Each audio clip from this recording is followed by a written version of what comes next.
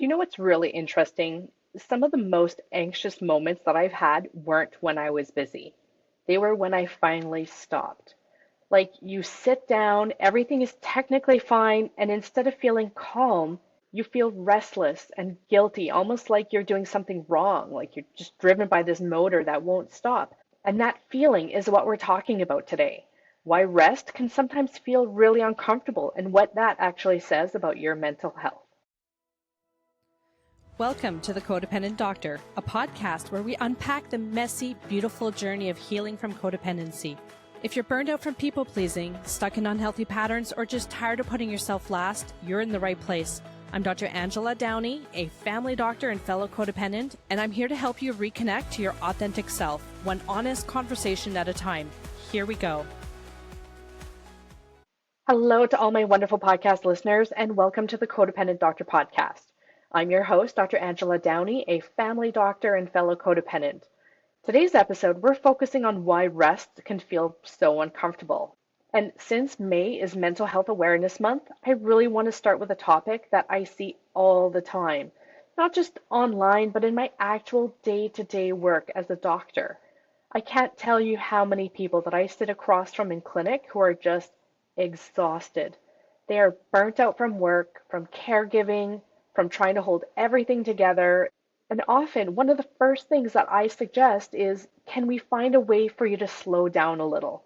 And almost every time, there's this weird pause. Not because they don't want to, but just because either they can't, they don't know how, they're unable to, or at least it feels like they can't. There's this discomfort that shows up the moment that they imagine resting. Like slowing down isn't relief, it's actually unsettling. And I started noticing that this wasn't just happening with my patients. I see it in my colleagues, in my friends. I see it in my own life sometimes. We're living in a culture that constantly tells us to do more, be more, push through the discomfort. Productivity is praised, and being busy is worn like some badge of honor. Rest can almost feel like it's something that you need to earn. So today I want to talk about that feeling, that uncomfortable feeling that comes with rest, and what that might actually be telling you about your mental health, because if slowing down feels hard for you, you are not alone. When I was in my second year of medical school, I was studying, raising two kids, trying to be a good wife, a good mom, a good homemaker. Basically, I was trying to be everything to everyone, and I remember thinking, I need a break. So I booked a day at the Nordic Spa, and I had this whole vision in my head. You know the one, I'm sure you've had it. You're sitting by the fire, wrapped in your bathrobe, sipping a glass of wine, actually seeing the sun for the first time in a while that wasn't shining through a hospital window. It was supposed to be super peaceful and restful, like I could finally exhale. I wanted to be like that lady that they had promoted in their flyer, super relaxed at the spa. But that's not what happened. I went into the dry sauna, and within maybe 4 minutes, I felt really jittery. I didn't know what to do with myself. I needed to move. So I got out, I went and grabbed some tea. I sat down by the fire, but I couldn't stay there either. So I moved to the hot tub. Then I went to my locker and I grabbed one of the three books that I had brought with me because, of course, I couldn't just, you know, pick one at home. I wanted to have options. Then I wandered around trying to find a hammock. I sat down, got back up. I didn't know what to do with myself. And it was like I had these 25 tabs open on my brain. They're all running at the same time. I couldn't stop thinking. And I remember I was wondering what's wrong with me? Everyone else looks so relaxed. Isn't this the place where you're supposed to go and just be? I had been there for almost an hour and I was ready to leave. And that was the moment that it really hit me that I didn't know how to rest. Not physically, not mentally, not emotionally. I had spent so many years being busy, constantly moving, constantly doing things that my nervous system didn't know how to turn off anymore. And the scary part at the time, I felt being busy like that all the time was what was normal. It felt normal because everywhere around me, that's what life looked like. There was always something to do. People were always running around. They're always doing something. The house needs to run. The kids need to be taken care of. There's errands, work, and school. And even when things slowed down, I didn't. I would find something to fill the space, whether it was, maybe I'd start a new hobby, take on something new, maybe get another dog. It was like I was addicted to being busy. And looking back now, I can see that my nervous system had learned something really important, that being on all the time meant that I was safe. And as long as I was moving forward, as long as I was being productive, and as long as I was needed, I felt okay.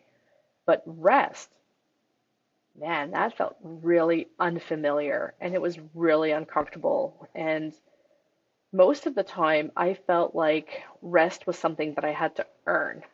Now, my former spouse and I were very different. He had a play now, work later kind of attitude, which drove me crazy. But in truth, I was actually a little bit jealous that he was able to relax, and I was resentful that he was able to detach and I wasn't able to do that. I was more of a work now, play later type of person. The problem is there was always more work to do. That play never came. The goalpost of what I needed to do in order to rest or play, it kept moving. There was always one more thing to do, one more task, one more responsibility. So that moment of, okay, now you can rest, it never really came.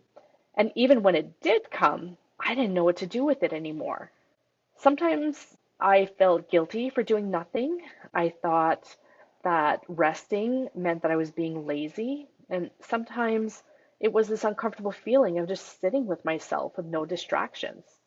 It could sometimes actually be unbearable. And I remember that for years, like I barely watched any TV. There wasn't time. And one day I was actually sitting on the couch watching a show. This is a show I hadn't seen in a long time. I loved it. I was looking forward to it.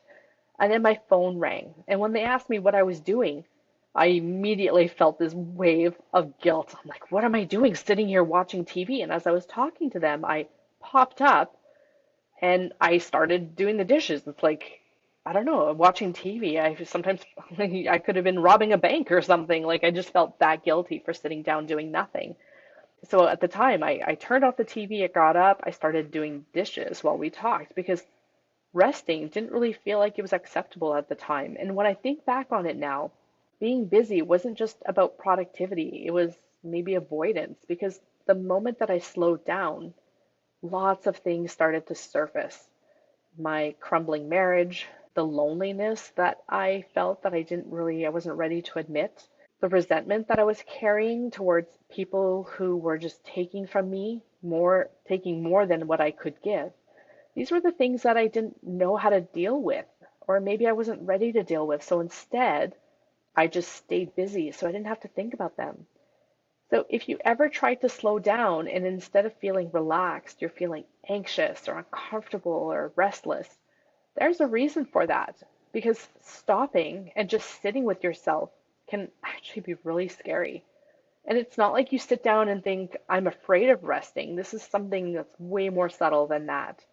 It's this feeling of, like, I just don't like this. Let me grab my phone. Let me do something. Let me get up. And a big part of that is what starts to come up when everything gets quiet. When you're busy, you don't feel as much. You're moving from one thing to the next, solving problems, checking off little boxes on your list. There's no space for anything else. But when you slow down, that's when the emotions start to surface. Maybe it's sadness that you've been kind of pushing away, or loneliness that you haven't wanted to look at, the resentments that have been quietly building in the background. And it's not that those feelings suddenly appeared, they were always there. You just didn't really have the space to notice them. You covered them up with being busy. So of course now your system is saying, no, we're not doing this. Let's just get busy again. But there does come a time where you need to start dealing with those emotions because they're always going to be there. And unless you learn to sit with them and manage them, you're not going to be able to relax. And then there's this identity piece that comes into play as well, because for a lot of us, being busy isn't just something that we do. It's who we are. We're productive, we're reliable, we're strong for other people. You are the one who is getting things done, and that's how we've learned to feel valuable. So when you take that away, even if it's just temporarily, it can feel really uncomfortable. Like, who am I if I'm not doing something? Who am I if I'm not helping someone, fixing something, or achieving something? It creates this weird sense of emptiness within you, or maybe even a sense of loss. Or maybe you're feeling guilty because rest doesn't always feel like rest. Maybe for you, it feels like you're being lazy. I should be doing something more productive. I'm falling behind. I'm letting people down. So even if no one is actually asking more from you, even if you've done enough for the whole day, that internal voice is still there. And if it's telling you that you haven't earned rest yet, you're not going to feel like you can relax. And finally, we have trouble resting because there's this like sense of control, maybe. And being busy can feel like control. When you're doing things, when you're checking off your boxes and staying on top of everything, it gives you the sense that you're managing life, that you are holding it all together. But stillness can feel very vulnerable because when you stop, you're no longer distracting yourself. You're no longer in control of what comes up. You're just there with your thoughts, with your feelings, with yourself, and that can feel really exposed. So when we say just rest, it's actually not that simple because rest isn't just physical stillness, it's emotional exposure.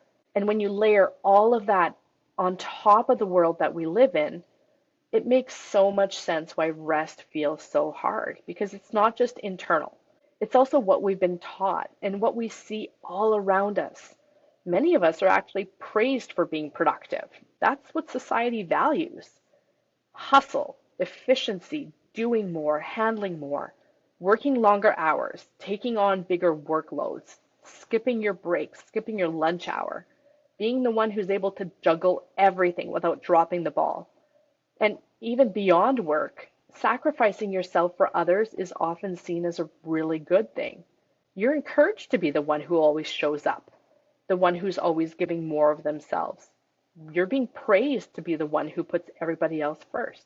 Those are the things that get noticed by your supervisor. Those are the things that get you accolades, higher salaries. Maybe you're being praised by your family members for working so hard and earning money for the family. So in a lot of ways, we're getting something out of being busy. We're getting validation, we're getting some of our sense of worth, we're getting this quiet reassurance that we're doing things well and that we matter. And you can hear it in the way that people talk about their lives. It's like this badge of honor that they wear. They're bragging about I've just been so busy lately, or I've barely had time to breathe. I worked all weekend, but at least I got things done. It's said with a mix of exhaustion, but also pride in there. Like, look how much I'm carrying, look how much I can handle. And somewhere along the way, we start to measure our worth by how exhausted we are. Like, the more we're doing, the more that we matter. The more that we give, the more valuable we are. We're living in a culture that rewards overworking, and it glorifies being busy, and it quietly teaches us that rest is laziness. That if you're not doing something productive, you're falling behind. So when your body is tired, even when your mind is overwhelmed, even when you know you need a break, there's this internal resistance that shows up. It's a voice that says, just keep going a little bit longer. Just finish one more thing. Just you can push through, and before you know it, rest stops feeling like something that you're allowed to do. It starts feeling like something that you need to justify or earn. And this is where your nervous system comes in, because for a lot of us, it's not just a mindset, it's not just about beliefs. It's that your body has actually gotten used to being in a constant state of go, almost like a low level fight or flight response that's happening at all hours of the day. Not the kind that you're running from danger, but it's the kind where you're always slightly activated. You're always a little bit on edge, always ready for the next thing. Your nervous system has learned to live in a constant state of urgency, in responsibility, and being needed. And that's what feels familiar. That's what feels normal. So when you finally have a moment to rest, your body does not have a switch to just turn it off. It doesn't suddenly go, okay, perfect, let's relax now. Instead, it keeps going. You need to, you're on your phone, you're half working, half scrolling, thinking about what you should be doing next because fully resting feels too quiet. And when things get quiet, that's when your nervous system starts to feel really uncomfortable. When things are calm, your nervous system doesn't feel safe yet. That's not what it's used to. It's used to being on all the time. It hasn't learned that calm is safe, and it's going to take time for that to shift.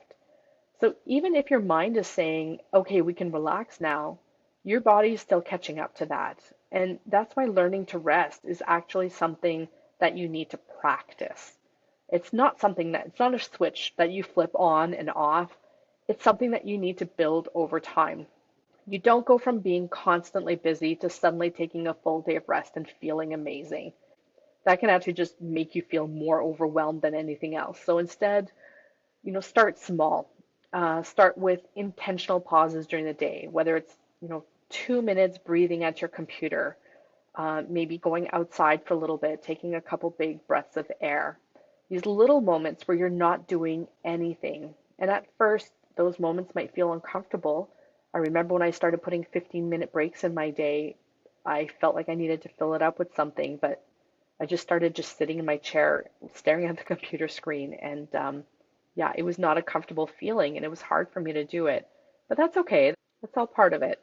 So different things you could do would be, closing your eyes for 5 minutes at work and just taking a few slow, deep breaths. Maybe taking 15 minutes before going to bed to sit quietly and breathe instead of scrolling through social media. Maybe it's not picking up your phone for the first 30 minutes after you wake up. Maybe you just sit there and drink your coffee in a quiet room. So let your mind wake up slowly. Or you can go for a short walk during your lunch break. Not to run errands and not to be productive, or not because you have to exercise, but just to be outside. Just notice the air and the sunlight, maybe even the sounds of the birds.